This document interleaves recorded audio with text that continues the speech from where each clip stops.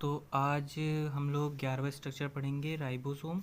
और इससे पहले हम लोग आखिरी टॉपिक पढ़ चुके हैं प्लाज्मिड, ठीक है। और 11वां स्ट्रक्चर राइबोसोम। इसके बाद हम लोग पढ़ेंगे इंक्लूजन बॉडी, जो कि है आखिरी स्ट्रक्चर। इसके बाद कोई स्ट्रक्चर नहीं है प्रोकैरियोटिक सेल में। और राइबोसोम का जो साइज़ होता है जनरली 15 से लेकर 20 नैनोमीटर एनसीईआरटी में गिवन है, ठीक है। अब इसको पढ़ने से पहले थोड़ा कुछ इंपॉर्टेंट पॉइंट्स देख लेते हैं कुछ। अगर ग्लूकोज होगा, सिंगल जी से रिप्रेजेंट कर रहे हैं, तो वो सॉल्युबल होता है, ठीक है। ग्लूकोज सॉल्युबल होता है। और ग्लूकोज की चेन होती है जिसको हम लोग स्टार्च बोलते हैं, वो इनसॉल्युबल होता है। ये ध्यान रखने वाला पॉइंट है। अब आगे बढ़ते हैं तो डीएनए, ये पूरा डीएनए आप लोग जानते हैं। डीएनए कैरी करता है इन्फॉर्मेशन, ठीक है। अब वो इन्फॉर्मेशन जब आरएनए को देता है, आरएनए इन्फॉर्मेशन जब कैरी करता है, तो डीएनए से जब गई इन्फॉर्मेशन आरएनए में, यानी 5 और 3 डैश हम लोग बाद में पढ़ेंगे। और फिर इस प्रोसेस को क्या कहते हैं हम लोग, process of synthesis of RNA from DNA. इस प्रोसेस को हम लोग कहते हैं ट्रांसक्रिप्शन, ठीक है, ट्रांसक्रिप्शन, ठीक। अब आगे चलते हैं, हम लोग राइबोसोम के स्ट्रक्चर के बारे में पढ़ते हैं, ठीक है। इन्वॉल्व इन प्रोटीन सिंथेसिस, ये राइबोसोम प्रोटीन सिंथेसिस की कई बार हम लोग बात कर चुके हैं कि ये प्रोटीन को बनाने में हेल्प करता है। राइबोसोम जो होता है वो प्रोटीन को बनाने में हेल्प करता है, प्रोटीन सिंथेसिस में हेल्प करता है। राइबोसोम होता है एक ऑर्गेनल, ठीक है। इसमें नो मेम्ब्रेन होती, मेम्ब्रेन नहीं होती है राइबोसोम में। इसकी 2 सब यूनिट्स होती हैं, एक लार्ज यूनिट होती है, एक स्मॉल यूनिट होती है, ठीक है। Combine only during protein synthesis, ये तभी कंबाइन होती हैं जब प्रोटीन का सिंथेसिस करना होता है। जैसे ये लार्ज यूनिट है और ये स्मॉल यूनिट है, ध्यान से देखिए, ये लार्ज है, ये स्मॉल है। ये दोनों तभी कंबाइन करेंगी जब प्रोटीन बनाना होगा इन लोगों को।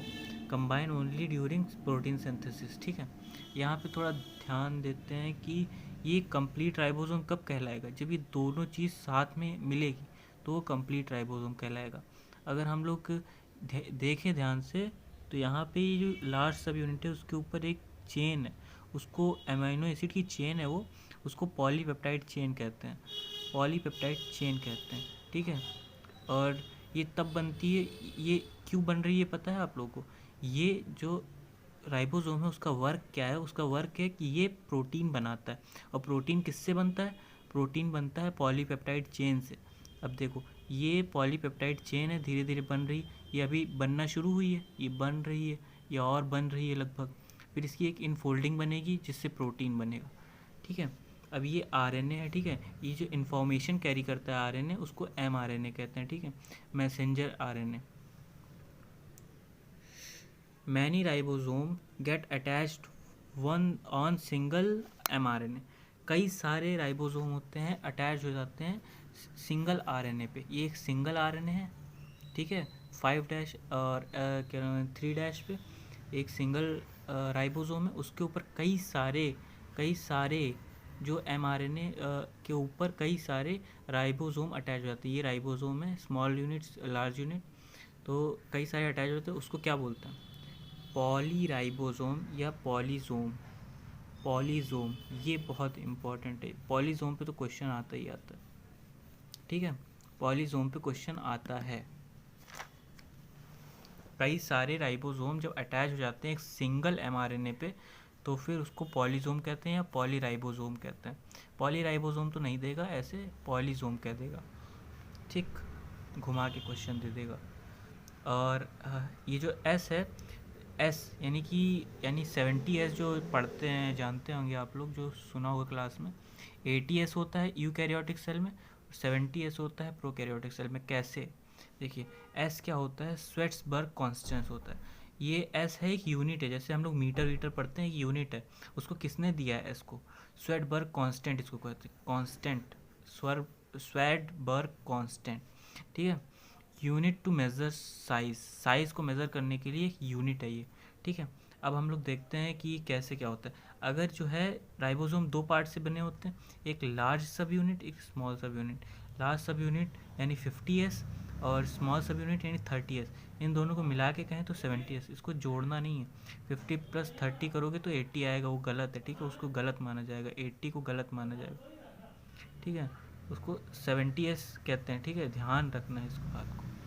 और अगर 60S, यानी ये यूकैरियोटिक सेल में एक 60S होता है लार्ज सब यूनिट, स्मॉल सब यूनिट 40s, इन दोनों को कंबाइनली कहेंगे तो 80s कहलाएगा, ठीक है, 80s कहलाएगा। ना कि जोड़ने पे 100 आ जाएगा, जोड़ना नहीं है, ठीक है, प्लस नहीं करना है, ध्यान से प्लस नहीं करना है, 80s आएगा।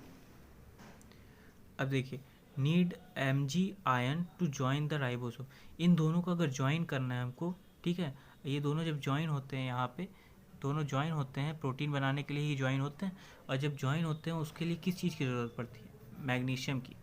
ये किसी और चैप्टर में दिया है, इस चैप्टर में नहीं दिया है, लेकिन दूसरे चैप्टर में दिया है, ठीक है। अब हम लोग आते हैं इंक्लूजन बॉडी पे, आखिरी टॉपिक है, बस इसके बाद ख़त्म है, ठीक। अब इंक्लूजन बॉडी देखते हैं, ये स्टोरेज स्ट्रक्चर होता है इनसाइड बैक्टीरियल सेल। मैंने शुरुआती में बताया था जब हम बेसिक बता रहे थे, तो ये इंक्लूजन बॉडी होते हैं, पहले लेक्चर में मैंने बताया, इंक्लूजन बॉडी होता है वो स्टोरेज स्ट्रक्चर होता है inside bacteria cell. Bacteria cell के अंदर एक स्टोरेज लाइक स्ट्रक्चर होता है, उसी को कहते हैं हम लोग इंक्लूजन बॉडी। अब विदाउट मेम्ब्रेन, ये मेम्ब्रेन का नहीं होता है, ठीक है, इसके पास मेम्ब्रेन नहीं होती है। जैसे कि अगर मैंने बताया था कि ऐसे ऐसे स्ट्रक्चर थे, इनके पास मेम्ब्रेन नहीं थी, ठीक है, सेल के अंदर ऐसे ऐसे स्ट्रक्चर थे, मेम्ब्रेन नहीं थी, ये विदाउट मेम्ब्रेन थे। वाटर इनसॉल्युबल फॉर्म ग्रैन्यूल, ठीक है, ये वाटर इनसॉल्युबल होते हैं, यानी कि अगर ये वाटर सॉल्युबल हो जाएंगे तो ये घुल नहीं जाएंगे पानी में, तो इसलिए इनसॉल्युबल होते हैं, ये वाटर इनसॉल्युबल होते हैं, और ये ग्रैन्यूल फॉर्म करते हैं, ग्रैन्यूल, ठीक। अब name of inclusion bodies in according to what is stored. अब इसका इंक्लूजन बॉडी कई सारी चीज़ें स्टोर करती है, ठीक है, कई सारी चीज़ें इंक्लूजन बॉडी स्टोर करती है, क्योंकि ये स्टोरेज है ना, गराज है, समझ सकते हो। अब स्टोरेज तो इसके कई सारी चीज़ें स्टोर कर सकती हैं, तो क्या चीज़ स्टोर है, इस बेस पे हम लोग उसको नाम देते हैं। पहला, अगर सल्फ़र स्टोर्ड है तो फिर उसको कहेंगे सल्फ़र ग्रैन्यूल, अगर फास्फोरस स्टोर है तो उसको फास्फोरस ग्रेन्यूल कहेंगे। अब पूरा नाम ही से समझ में आ रहा है। अब अगर साइनोफोसियन ग्रेन्यूल, उसको कहते हैं जो स्टार्च जब वो होता है, स्टोर होता है स्टार्च, तब साइनोफेसियन ग्रेन्यूल कहते हैं उसको। और ग्लाइकोजन ग्रेन्यूल जब ग्लाइकोजन क्या बोलते हैं स्टोर करता है, ठीक है। अब ये आखिरी है, ये क्या स्टोर करता है, गैस वैक्यूल, ठीक। इसमें मेम्ब्रेन होती है, मेम्ब्रेन प्रेजेंट होती है। वैसे तो इंक्लूजन बॉडी में मैंने बताया मेम्ब्रेन नहीं होती, विदाउट मेम्ब्रेन होता है, मगर जो अगर गैस वैक्यूल की बात करें, जो स्टोर करता है गैस वैक्यूल, उसमें मेम्ब्रेन होती है, मेम्ब्रेन प्रेजेंट होती है, ठीक है, but not lipid bilayer. Membrane होती है, मैंने कहा था सारे मेम्ब्रेन जो होती है वो लिपिड बाइलेयर की होती है, लेकिन इसमें लिपिड बाइलेयर की नहीं होती। इसमें किस चीज़ की होती है वो हम लोग आगे पढ़ेंगे, ठीक है।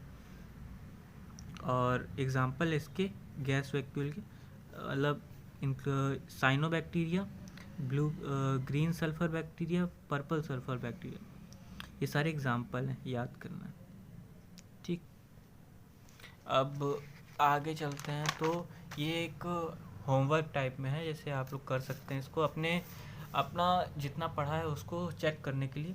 एक तरफ डालिए स्ट्रक्चर, एक तरफ मेड अप ऑफ, एक तरफ रोल। मैंने सब चीज़ का बताया हुआ है, जैसे ग्लाइकोकैलिक्स का किस चीज़ का बना है, वो ग्लाइकोकैलिक्स किस चीज़ का बना है, रोल क्या है। अब एक